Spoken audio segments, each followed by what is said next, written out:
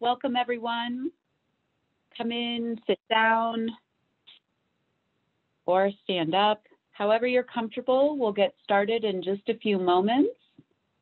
We're expecting a high attendance number, so as we're waiting, more people are joining.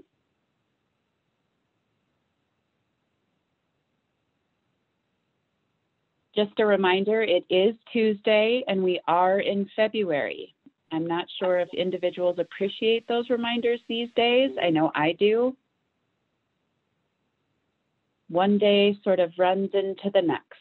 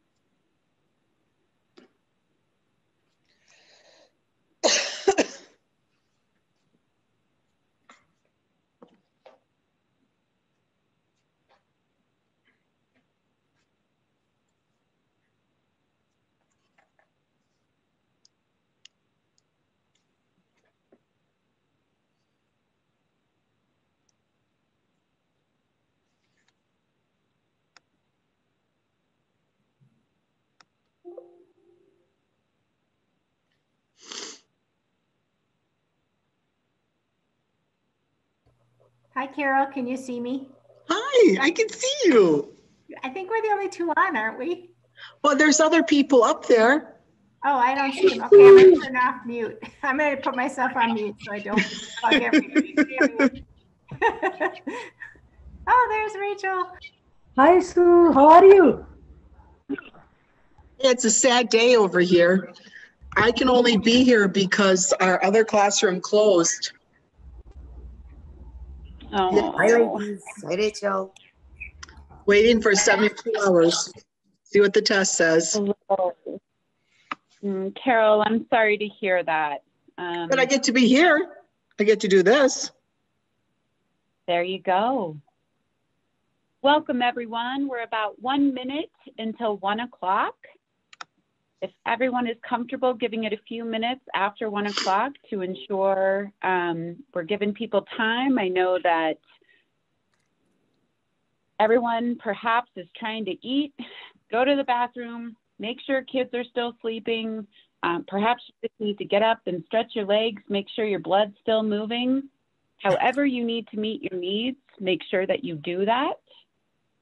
We have special guests here today. And we're just excited to have you.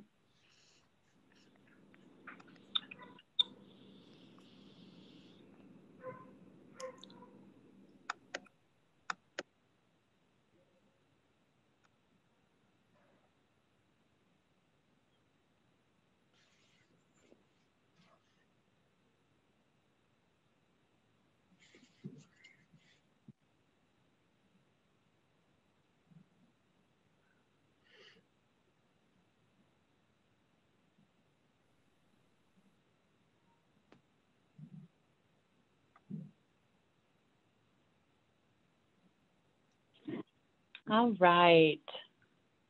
It's 1:01. We'll wait 2 more minutes. As individuals are waiting, I encourage you to look down. What type of shoes are you wearing if you can't remember putting them on early this morning? Are you still feeling comfortable in those shoes right now, or are you wishing you had on different shoes? And what would those shoes be if you could change them?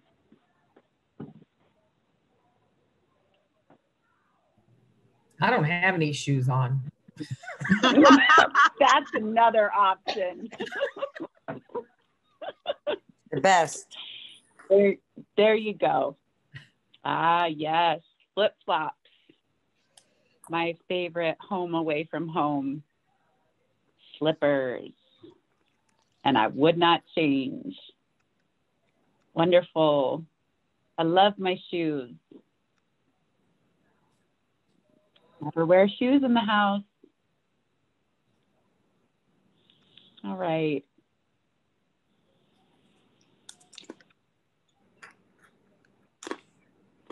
I'm going to take it a step further and say I really don't want to be wearing shoes, and I wish my feet were in the sand on a beach somewhere, but I'm thrilled to be here with all of you today. I wouldn't miss this. It's our lucky day. We do have special guests joining us. Before I take a moment to introduce who is here, please feel free to introduce yourself in the chat box. Share your name, if you're coming from a center program, if you're a family home provider, what type of shoes you're wearing or wish you weren't. I'm happy to learn more about people. As we roll through, I am going to be admitting people in, and I have to laugh. I'm easily distractible. So as I'm talking, the doorbell in the computer app is ringing that someone else is here. So I'm kind of feeling a little jumbled, but want to tell everyone today's chat is a little different. We have our neighbors to the south from Arapahoe Early Childhood Council joining us. We have individuals from Adams County here.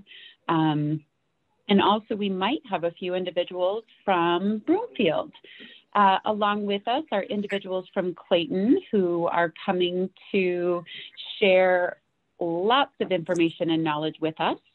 And before we get started with that, I'm just going to give the update that the state of Colorado, as per the governor's orders, have noted that child care providers, early childhood educators, along with individuals in the teaching sector, K through 12, are now eligible to receive vaccines. I want everyone to know, if you'd like to stay up to date with that information, please go ahead and check out the Office of Early Childhood website. You may also refer to the Department of Public Health and Environment. And if you would like to drill down even deeper, Tri-County Health Department has information that they are sharing.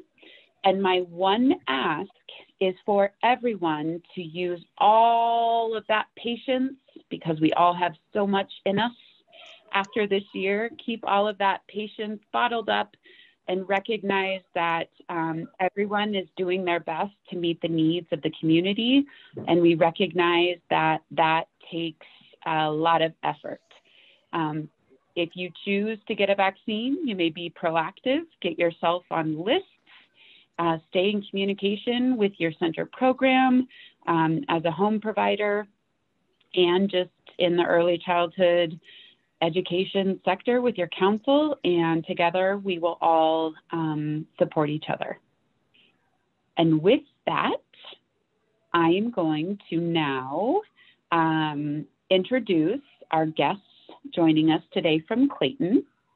On behalf of Arapahoe's Early Childhood Council and also ECPAC, we are so thankful that we threw this ask out to Melissa Swain, Josh Franklin, and Sophia Khan to join us today for an informational session that includes tips, facts, next steps, what you need to know, everything about Clayton and Colorado Shines. I'm sure if there is not a question individuals can answer, they will follow up, we will follow up, and again, together, we will work through this.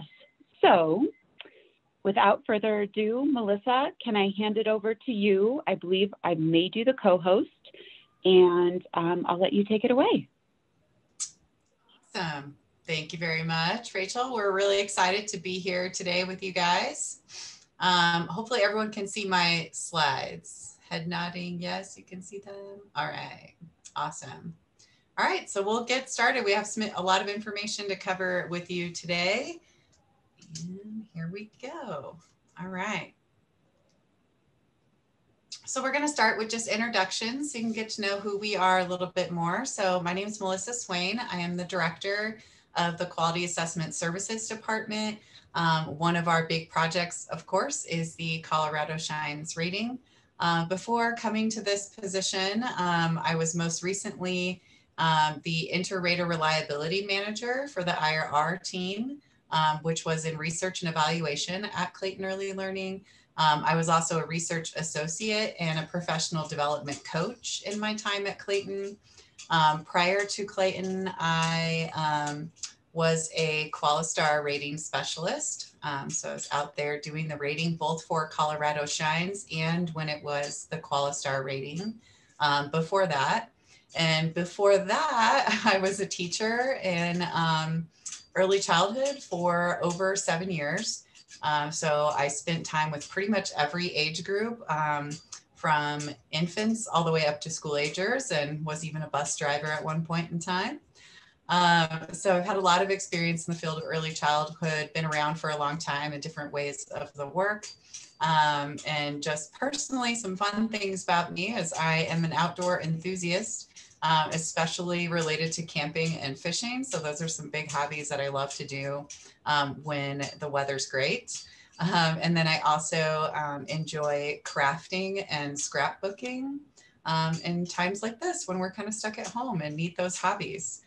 So that's a little bit about me, and I'll turn it over to Josh to introduce himself. Hi, everyone. Thank you for having me. I'm barefoot right now, so that's kind of my preferred footwear most of the time, even though it's pretty chilly out. But I'm actually from the Midwest, from Wisconsin originally, so this is cold weather's nothing to me. So I kind of came out to Colorado. I was a high school math teacher for a really long time in Adams County. I was at Mapleton School District for a couple of years, and then I taught at North Glen High School for I think about 9 years. Taught everything from struggling ninth graders all the way up through AP Calculus, so all levels of math. Then I kind of really enjoyed working with data and everything. Kind of landed me to this role at Clayton Early Learning, managing the data and a lot of the communications around the Colorado Shines rating. So I sent out a lot of emails. And let's see, I have a almost 7-year-old son who's going to turn 7 in about 2 weeks. And I played music in his classrooms when he was in preschool, and in his infant and toddler rooms and everything. So that's kind of my childhood experience as kind of a consumer, but then also being involved in I have a master's in education, and so even though I'm more of a big kid education expert, I do really like supporting early childhood educators, and I know you guys all work super hard. And I'm happy that I kind of get to flex my data and math muscles to make things go smooth and efficient as possible. I think a couple things about me. Like I said, I'm a dad, right? Working from home. We got some remote learning. We've been doing that. It's remote first grade is a little challenging. I'm sure a lot of you can agree with that. But yeah, I like to play disc golf. I do play disc golf in Arapahoe County in a couple places, and Adams County in a couple places. It's a good hobby. It's a good socially distant hobby, but something I've been doing for about 20 years. And like I said, I play music, a lot of different music, not just little kid music, but adult music and whatnot. So, but yeah, again, thank you for having me on. Yeah, we'll talk about a lot more information. I know that you guys all work super hard to support families and children, so thank you, especially in these trying times. So thank you. Give it up to Sobia. So my name is Sobia Khan. I've been in childcare for about 20 years. So I've done almost everything. I started out as an assistant, became a lead, became a director, decided to do home-based Montessori program for 5 years. So I was a family home provider too. After that, got a bug in my head, let's buy a center and do that. So changed my life all over the place. So bought a center in Arapahoe County. So I did that for about 9 years, sold my program in 2019 and joined Clayton. And I'm an assessment associate and I do data as well. So when I was with Arapahoe County, Randy was my coach actually. So I am a direct recipient of all the great work that counselors are doing out there. So I can totally, totally appreciative of everything you guys do. A little bit about me. I am a workaholic. That's one thing. But now with remote working, I am trying to do binge watching with Netflix. That's becoming my new hobby. And then I love to cook and travel. We used to do a lot of that, but now with COVID, it's very, you have to think about things you never thought about. So I think that's kind of putting a little bit of damper on that thing. But I have 2 kids. My kids are both out. I'm an empty nester now and happily married for about 26 years. So that's me, Sylvia. Awesome. Thank you, guys. So we'll dive into some of our content. So we're going to start off here by just talking a little bit about our department. And what we do. So at Quality Assessment Services, we call ourselves QAS for short. We travel across the state to conduct ratings and also provide services to coaches and providers and other ECE professionals. Our main bodies of work include Colorado Shines, retooling, the Integrator Reliability Project, and a variety of external service offerings. So we have 21 staff in our department, including 1 VP, 1 director, 3 managers, 1 lead assessment associate, 7 assessment associates, 4 Integrator reliability associates, and 3 data associates, and 1 data assistant. So we are a pretty large department. We do have 3 distinct teams in our department that work on different parts of the work or different contracts. So that includes the assessment team, who is focused on that Colorado Shines rating piece, the data team who focuses on Colorado Shines indicator evidence, submission and review and scoring, and the Integrator reliability team who keeps our assessors reliable and was a recent addition to our department. Of all of our large contracted work is funded by the Colorado Department of Human Services Office of Early Childhood. So we have a lot of state contracts for a lot of different reasons.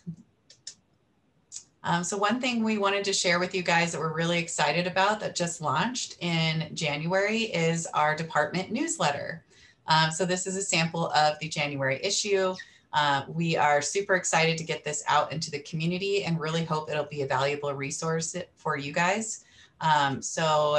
We already released one January 15th, and then we're going to be releasing another volume in April and another in July. So we're doing these about once a quarter. Our main audience is those that we have trained, including ECE coaches and other professionals and providers.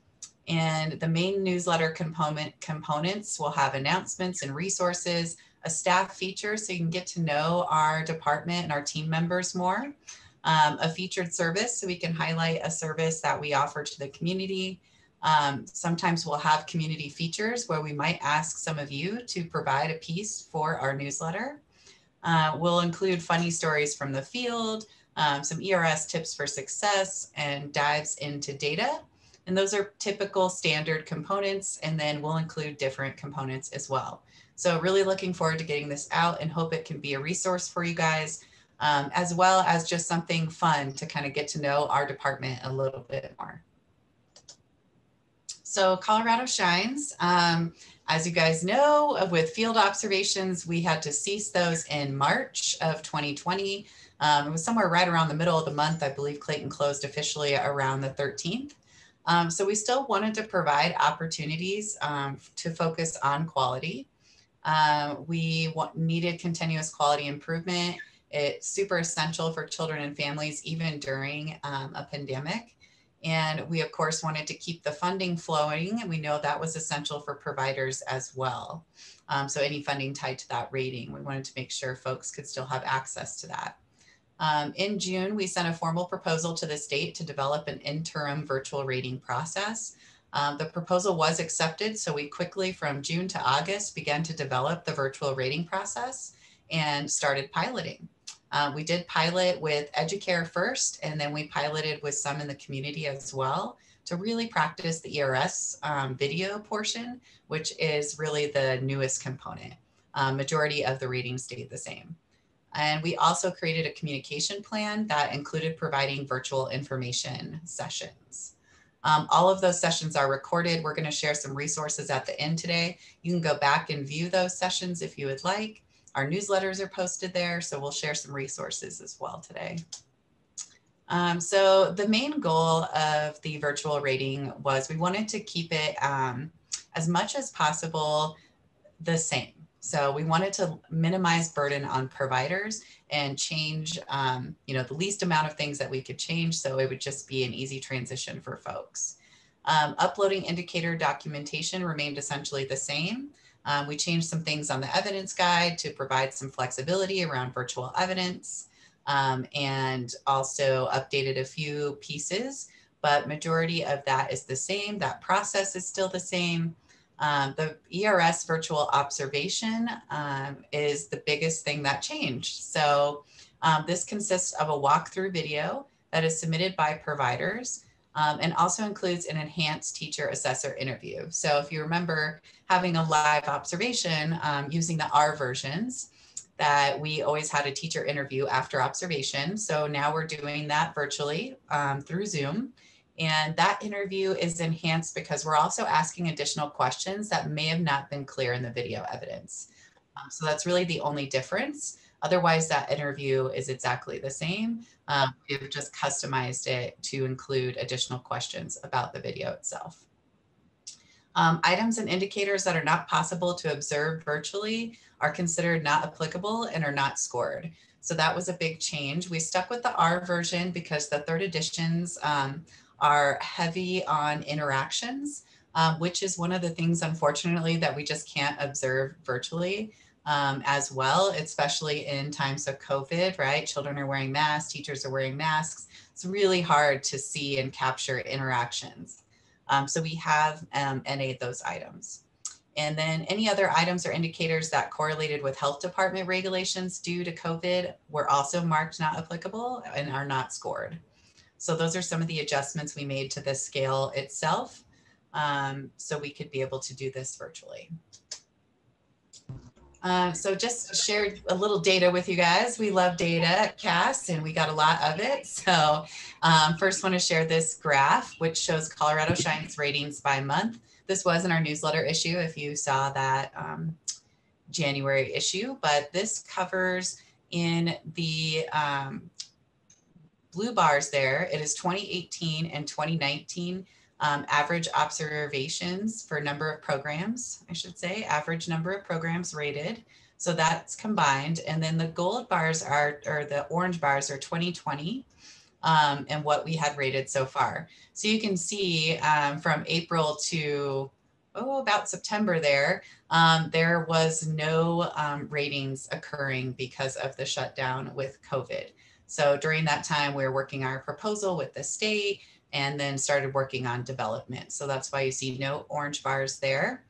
The exciting thing is even though we had to cease field work in the middle of March, we still were able to produce 17 programs ratings. So we had already been out there and done a lot of the work before the pandemic shut down. And then in November 2020, we actually exceeded the number of programs rated. So that's going through the virtual process. And then as of January 2021, we're back on our regular monthly rating capacity, and we anticipate to meet our projected numbers that are coming up.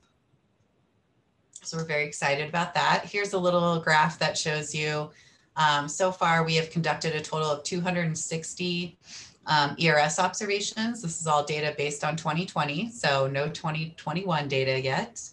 And 110 of those observations were done virtually. We've evaluated a total of 127 programs, and 58 of those programs occurred virtually. In April 2020, we did begin to open up the Q&A session. So there has always been question and answer sessions for Colorado Shines.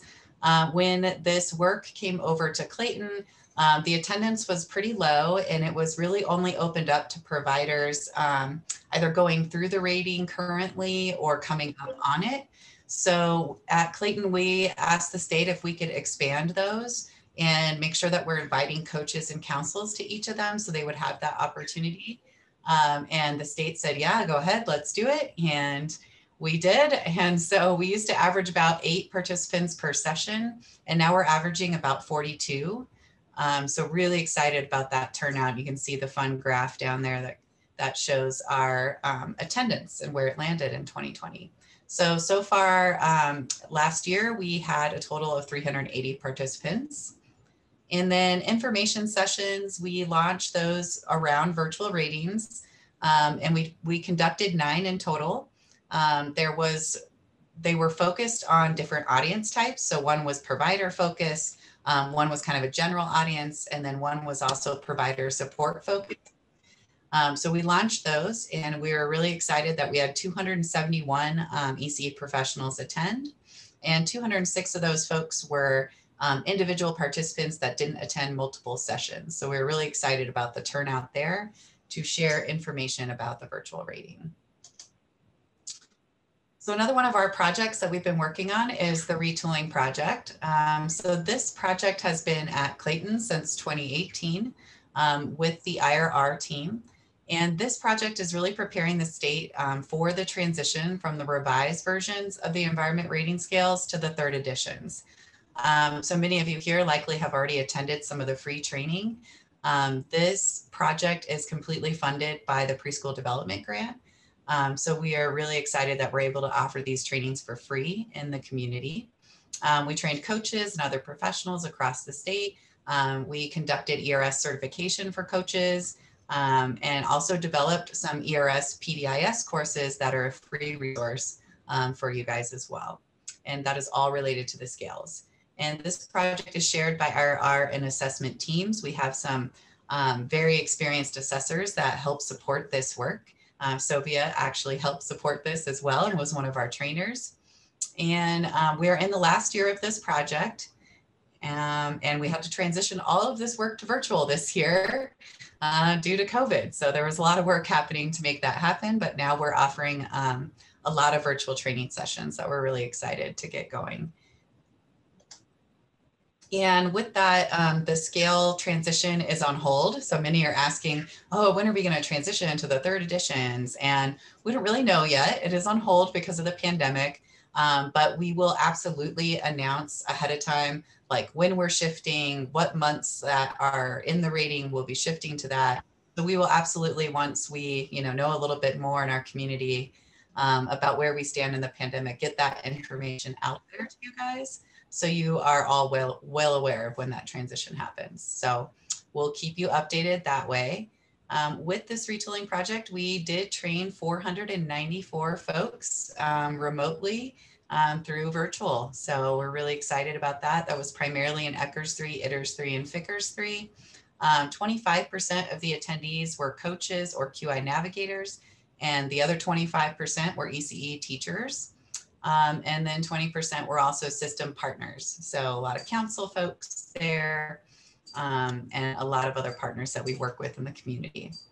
We did also certify 200 coaches across the state in Ers 3 and Ers 3 in those scales. And then 26 so far have been certified in Ficers 3 virtually. That work is continuing.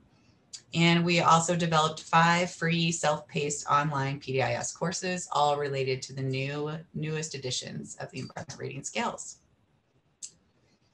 So now that kind of brings us to our next team here, which is the Integrator reliability team. So this team used to be at Research and Evaluation at Clayton Early Learning, and they joined Quality Assessment Services in May of 2020.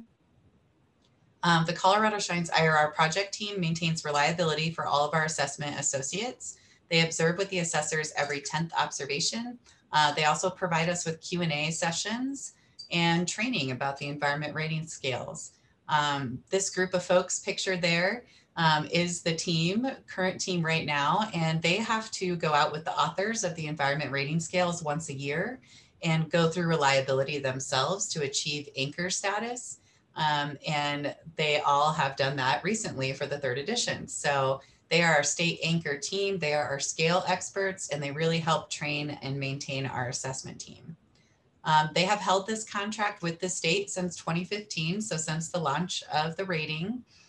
Prior to that, this team was the vendor for reliability for Qualistar rating specialists under the Qualistar rating.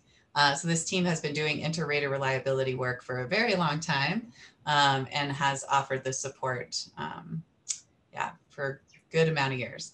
And then in addition to Colorado Shine's reliability, this team also offers a variety of external services. So they include training like we talked about, ERS certification, playground audits and consultations, PASS, and they also maintain a group of over 125 certified coaches. So virtual training, so there's just a sample of one of our virtual activities. So again, we had to transition all of our trainings to virtual this year. We utilize Zoom, Mentimeter, Mural, Powtoon, and more to engage our virtual learners. Right now, what's occurring with training is a part of the retooling project. We are offering free half-day provider free trainings. So these are really geared for providers to give you a good overview of the newest environment rating scale. We are scheduling these sessions on Saturdays or evenings or during nap time, and registration is still open. So at the end of today, we'll share the resource on where you can find that. And then just some fun statistics here again. We love that in our department. In addition to all the retooling work this year, this past year, the team certified an additional 172 coaches. They've trained 611 early childhood professionals, which clocks us at about 4,000 clock hours of training. And they revised, as I said, all of the training to virtual format as well as certification. And we've also done a big revamp on our training that we used to call cultural competency. It is now called cultural awareness. And there's lots of revisions that occurred with that training to make it even better and relevant for current times. And we hosted the coaches meeting virtually this year in January and had 100 attendees. So coming up in 2021, wanted to share with you some things on the horizon.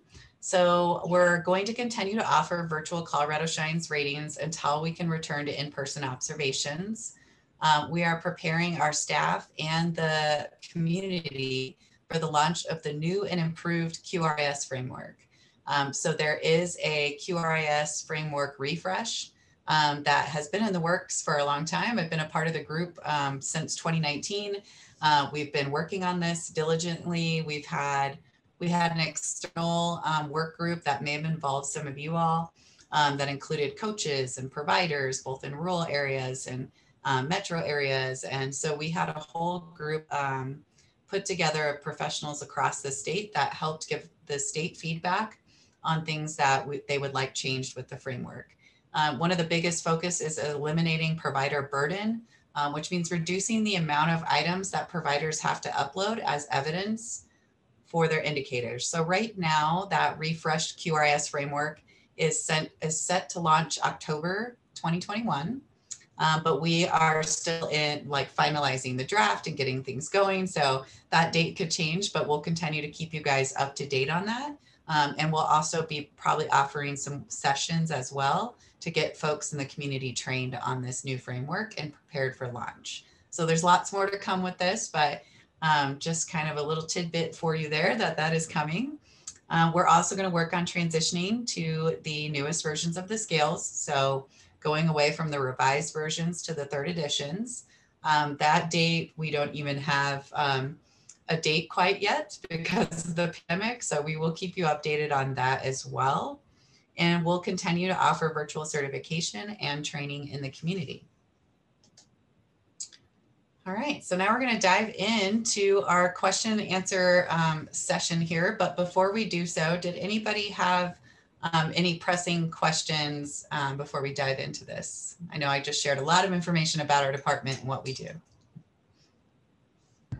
So, can I ask something? Yeah. Melissa, that was very nice and important information. So, is it possible some information as per need you can send us via email or something like that?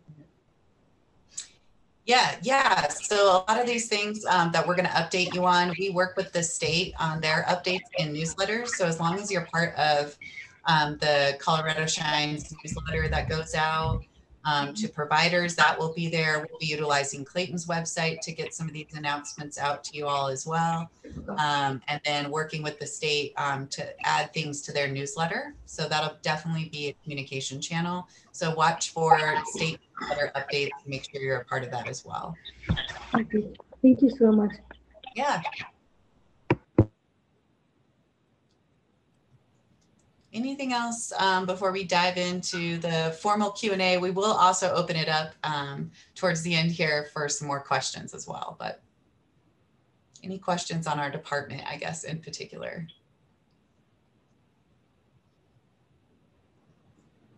Nope. Okay, awesome. So I will turn it over to Sophia for our first question here.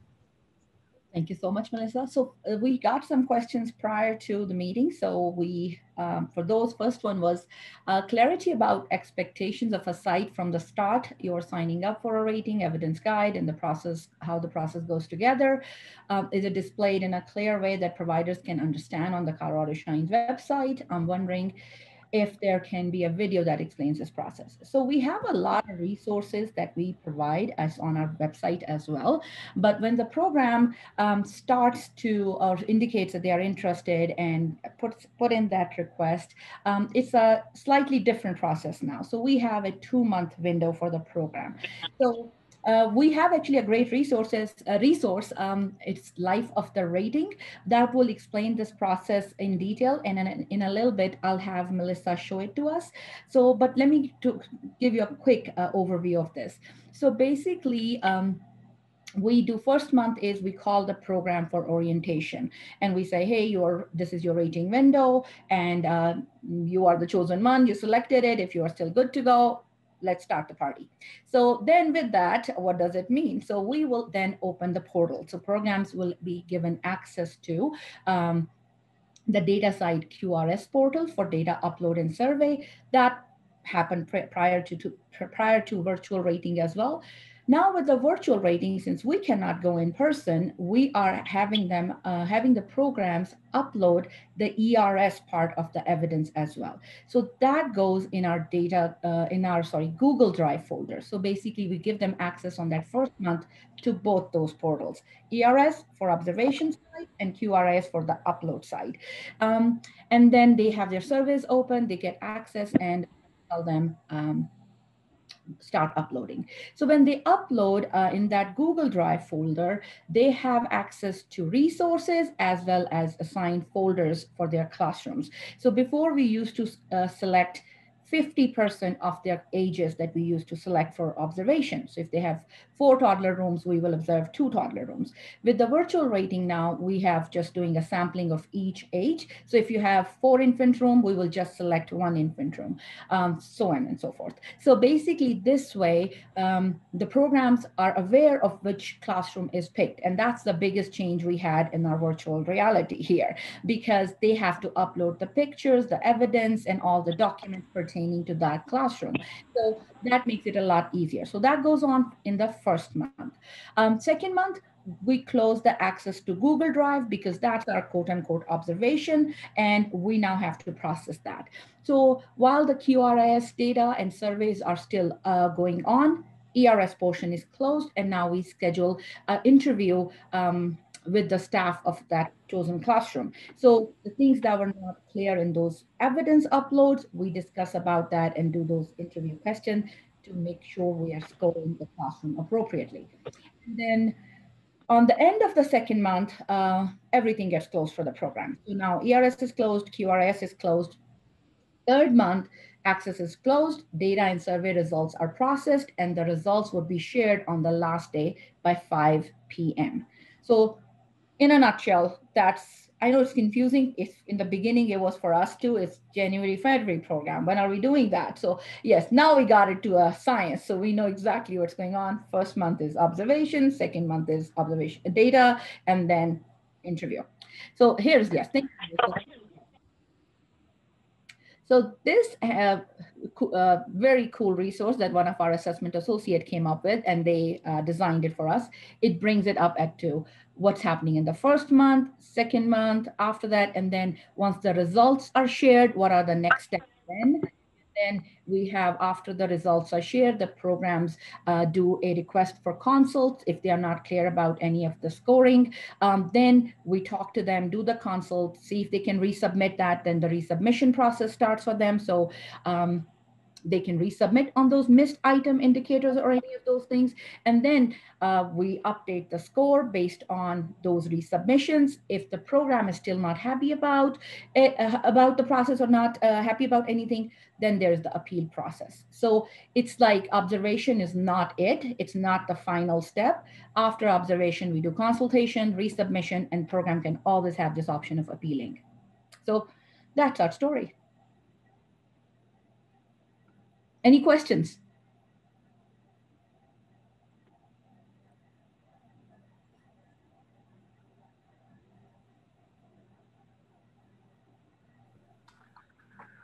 All right, I'm gonna follow up on this question here. Some of this stuff is gonna be a little repeat from what Sobia said. She did an amazing job really getting a lot of the points of the rating.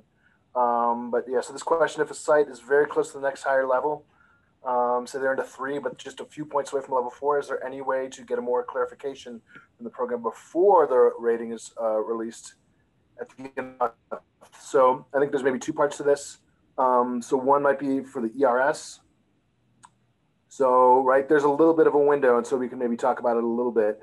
If there's something missing of, you know, hey, we want to see this, you know, and that's the end of that's at the end of the first month of that. So there's a little bit of wiggle room there. And then the second part would be, I guess the big answer to the question is no before the rating is released, but after the rating is released, it's best practice to request a consultation, and that would be with your lead assessor. And then also sometimes there's a member of the data team that can talk over the indicators. And right, Sobia is, you know, as sat in on both roles as a, you know, assessor and as a data associate on that. And so basically it's kind of go over the indicators that you missed and say, hey, you didn't get credit because of this, but what you need to submit is this. And, you know, a lot of times programs will be like, oh, well, I have that. And it's like, all right, well, great.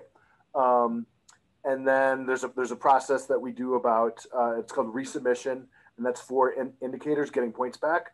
And I guess the big message is that we want you to get the rating that matches the quality of your program.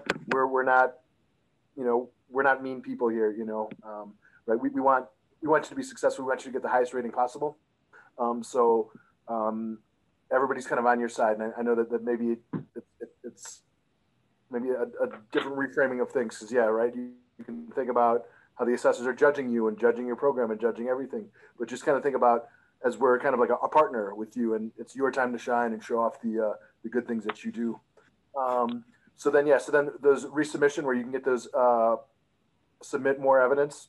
I think it's about a 2-week window to upload that evidence for resubmission. We have a process about that, and we'll talk about that during the consultation. And then if there's an issue with the ERS score, then you would go through an appeal process. And that's right. There's a narrative about some things going on there. You write a narrative and kind of say some things that you are appealing on the ERS portion. So yeah, don't accept your rating, request that consultation. You know, the assessor and the data team, they'll tell you which, if it's possible to get a higher rating, they'll tell you what you need, and hopefully you guys have it. So. We have a question in chat, and it is the process any different for family home providers? So no, it's the same process for centers and family home providers. So it's the same process, same timeline, just the indicators are somewhat different for homes, and then some survey questions are different, you know, like usual. And then of course their FICRS is the one that they will use. So other than that, it's the same process. Question for Josh. Josh, I have a question. Yep. My name is Nancy. I'm with the New Generation, and currently we're going through our rating.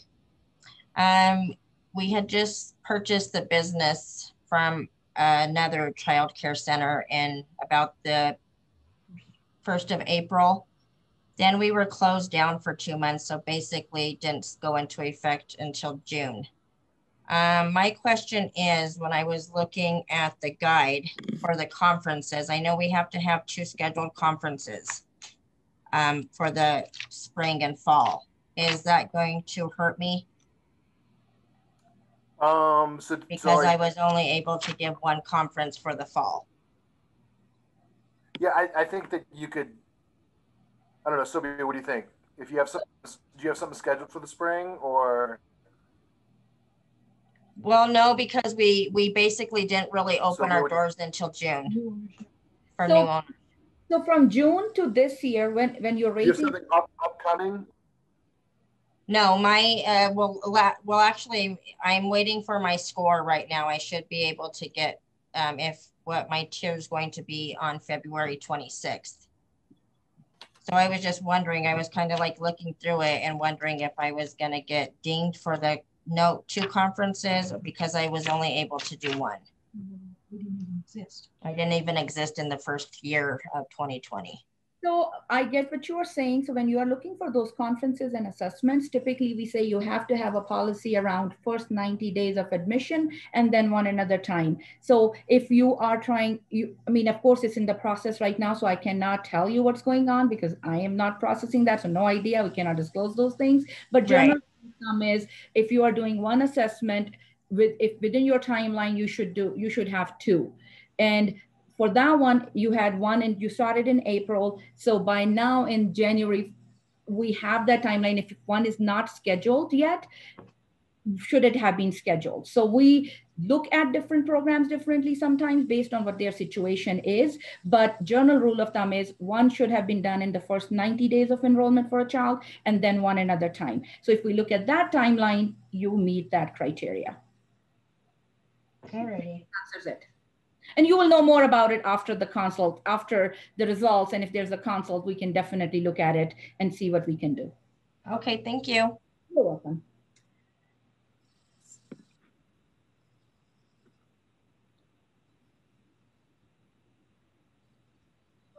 All right, keep plugging away with some of our questions here. So we did get a question that if there's a deadline for COVID restrictions, spoken about during the coaching consortium, which was really the coaches meeting, I think. Will you stick with accepting COVID restrictions, soft furnishings, dress up, etc., or remove them from the rating altogether? So we've been looking at this really closely, primarily around dramatic play and furnishing for relaxation and all of the scales. What we are doing right now is having conversations with the state. So we proposed this at the coaches meeting in January to the coaches that attended, to our 100 folks that were there. And they gave us really specific feedback on how they think this could impact providers, you know, what's the reality of this. So we are still analyzing all of that feedback and sharing that with the state and continuing our conversations to decide where we're going to land here. The biggest part here is we're balancing, of course, honoring those COVID restrictions that are coming from the health department, and then also encouraging providers to find alternative solutions to continue quality for children. So soft toys, for example, you know, even in a pandemic, it's just really heartbreaking to hear that a toddler may never get to like hug something soft again. So thinking about quality, we're saying, okay, well, maybe providers can work on providing some of those vinyl materials instead, because those are easy to clean and sanitize. We're working on a resource with the health department that we're also finalizing right now that lists a lot of their recommendations and then how they relate to ERS and what are other ways that you can meet that. So that resource is going to be on our website as well pretty soon. We've already had the health department review it and give it the A-OK. We're just in the final editing process based off of feedback from our wonderful coaches that joined us in January. So we're working on that, and we will absolutely announce any changes with an effective date if we change anything. So right now, you know, still continue to work towards those dramatic play items, but think about things that can be easily cleaned and sanitized. For soft toys right now, we're NAing those items. So we're not considering soft toys right now, but dramatic play, we are still looking for a variety of materials to be accessible to children, but you can include things like purses, shoes, wallets, maybe hats that are easy to clean and sanitize. So be thinking of those things. If we change our scoring on any of those things, we will absolutely announce it. And it'll also have an effective date. We don't want any changes to surprise providers, and especially somebody that's like in the middle of their rating. So we would not only announce the changes, but also put an effective date so you guys would know when that would be an expectation. So right now it is still to be determined on kind of where we're at there.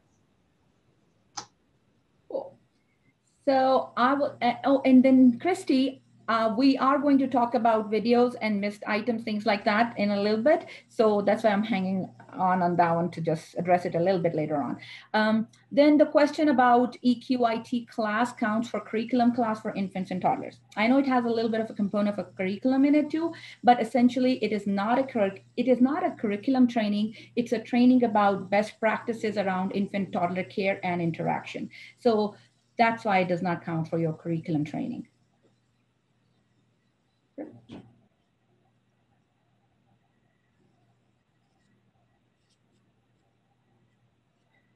Okay, so the next one is, do you have recommended recommendations for easier ways to upload videos or ensure how that upload works? Oh yeah, so that's the fun part. So we definitely have a lot of resources and things that we can support you with. So first off is when we are opening that ERS portal or that Google Drive for you guys, we provide a lot of these resources to that program in that resource folder, but they are also available on our website as well for your quick reference. And we update them too, so they are dated on the website. The program, when they're going through that in the Drive, it is the updated version, so that there's no confusion. We got a lot of information from our pilot programs when we were originally piloting it, and we were realizing, oh, we need to clarify this a little bit better to the program, or the tips and tricks around uploading and what works or not.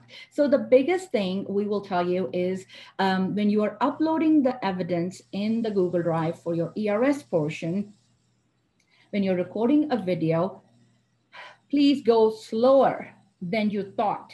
If you think you are slow, no, you're not slow enough. Go slow even more, because when we are processing it so many times, the video is so fast that you're like, whoa, what did I see here? So we are stopping and checking, enlarging. It's just fun. But our biggest request to you is when you are uploading materials, please go slow. What we are realizing smaller clips are better than one large video for providers, because that way you can highlight the individual classroom areas, or for family providers, individual care areas in your child care, in your home. Another thing is that please tell your programs for the coaches, start with a 360 overview of your space. So imagine I'm looking from your eyes. So what am I seeing? So do a 360 pan of your classroom. This is the window, there's the door, there's the display, what is on the wall, what's on the shelf, where is block area, where is dramatic area. So you are covering it, narrate it. Tell us what you are showing us. Cover that, 360, cover it, we got that. Now, continue on from section to section or area to area. That way, now I have an idea now, where's your dramatic play, where's block area, is it close to the, all that good stuff. And then when you go to each individual area, if you have bins, take them out and show us that. I mean, I love this one last month when I was processing it. She literally took out, here is my diversity toys, here is my diverse food, and I have ethnic food. And I'm like, check. So it was such a pleasure. And then please keep the orientation in the, landscape, wider pan. So if you're recording it from your phone, it helps us see better. So many times we're like, oh, here's that picture I was looking for, or here is that thing I was looking for. So it helps us process a lot better. And back to that question, if for the rating, what people miss. So let's say we were looking at those videos and something was not clear and it is a score changer, we will contact you. So after, when the videos are uploaded, window is closed, we are now processing it. We will contact the director and say, hey, the entry was not that clear. Can you please send us a video, a short clip, or a picture of your main entry, or how high the doorbell was, things like that. Or we didn't see the books. And typically 99.999% of the time, we're gonna be asking for books. Can you please show us all the books that you have? Like this provider, she had some books short, but I could see a lot of books in the shelf. So I said, can you please send me additional photos? I want to see all the books that you have. Our goal is to make sure you get the credit for things you have.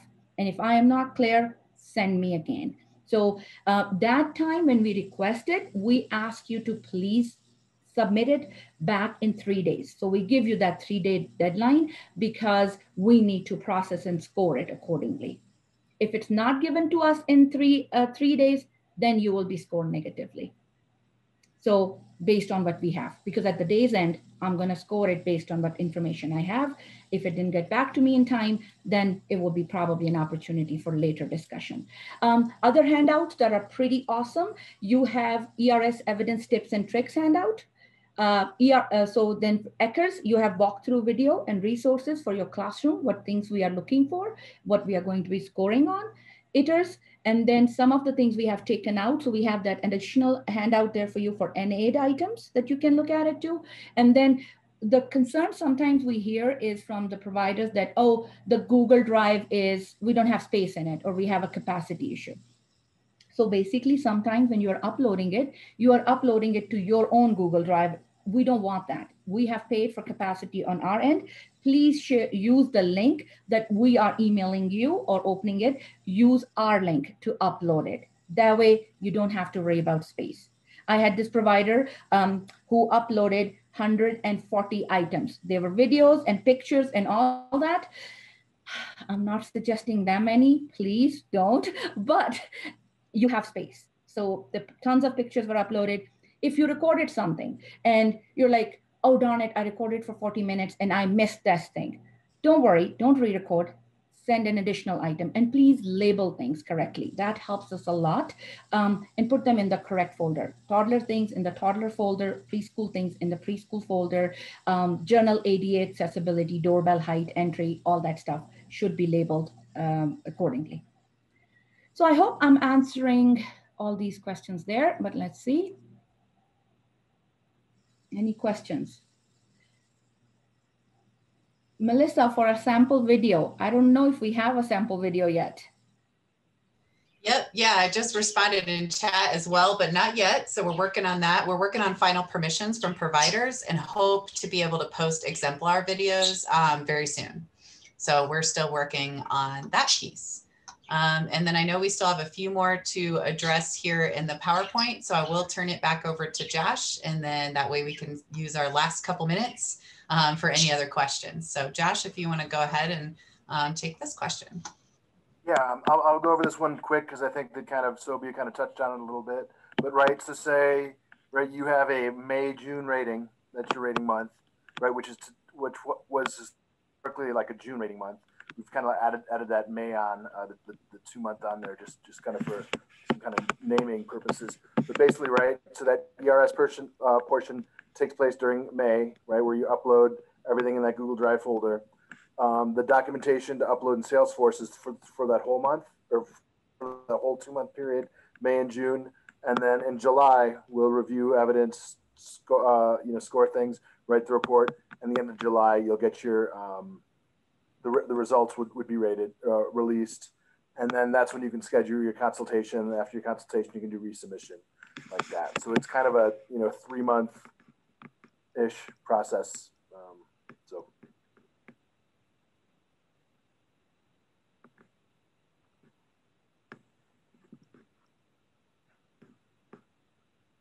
Oh yeah, what happens if we choose not to rate right now? So right, we're not forcing anyone to rate using the virtual rating.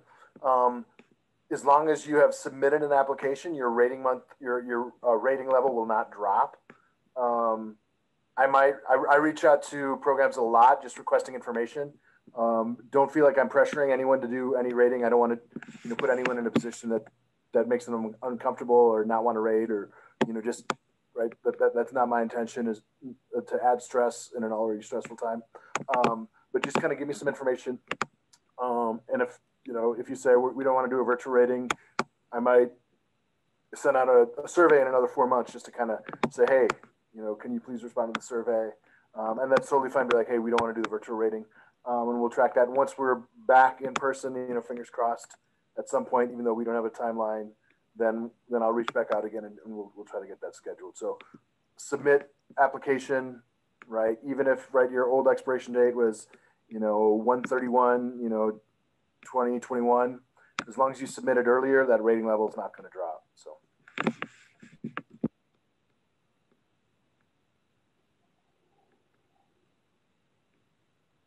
Okay, perfect. So we have had, I know we're closing on our last couple minutes here, and we've had a few questions come into chat as well.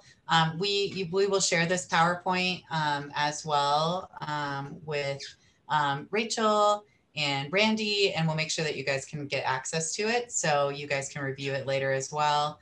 I answered the question about doorbells in chat. I know there was more questions around that conference piece that was discussed. So we haven't changed a lot in the evidence framework. The main things that have changed in the evidence guides were related to the window. So typically we would say like within the last 12 months, and that's been extended to the last 24 months. We have taken some virtual, you know, activities or, you know, things that you're doing with your families virtually as evidence. But beyond that, the typical evidence guide is pretty much the same. So that's staying pretty consistent. One important thing, and we'll still answer a couple of questions in our last minute or two here, but I wanted to put the resources page, again, you guys will have access to this up.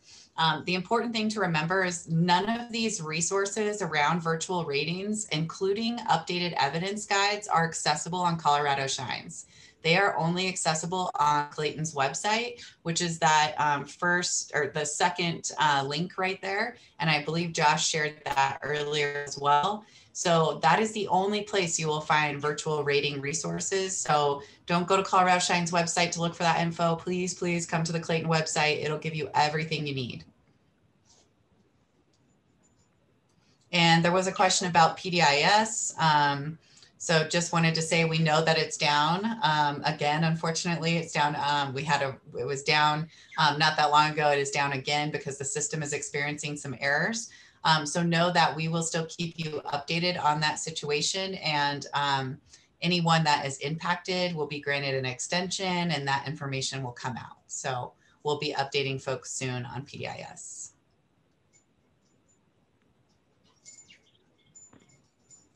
Thank you all so very much. This was incredibly helpful. I know there was a lot of information. I do hope that the information you provided, that precursor to what came out with the more logistical pieces of the rating, I hope that can support individuals' understanding. I know it helped mine to get the background on each of you, what makes you tick, what makes you talk. You are real people outside of your job, as we all are as well, right? Which is putting that human spin on it. But also just thank you for coming.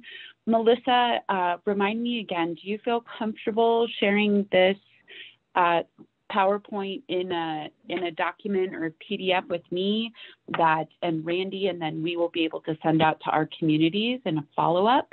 Just to reiterate, your council will take care of your certificate for attending this today. And I do want to reiterate, I know this did not come from Sobia or Melissa or Josh's mouth, or maybe it did and I missed it, but with any question, I know, one, you can reach out to your council and to your coach, as all of you I know are familiar with that. But possibly more importantly, reach out to your rater, reach out to the individual who you're requesting that information from. Oftentimes, yep, go ahead, Sobia. One thing before I forget, I know we had a lot of question on ERS related or data related specific question. We will strongly encourage you to please sign up for our monthly question and answer session, and that's held every third Friday of the month at 1 o'clock. So that way you are more comfortable, you are more prepared, and if you're thinking about doing the rating, you can ask those questions. And normally we have one supervisor, we have data people and ERS people in there. So please, that's a valuable resource that we offer. We put a lot of time and effort in it, and we would strongly encourage you to please join us there. Thank you, Rachel. Sorry to interrupt you, but I was like, let me put that in. No, not at all. I'm happy that you said that. Again, wanting to be our goal collectively is to ensure that all individuals have what they need to be successful. And we all do that because we believe that that's what children need.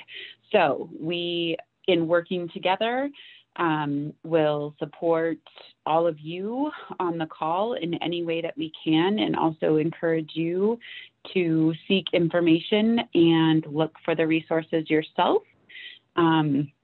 And I wish everyone a wonderful rest of the afternoon. Thank you so much. Round of applause for all of you at Clayton. Thank you. And a huge thank you for all providers and coaches and individuals on the call.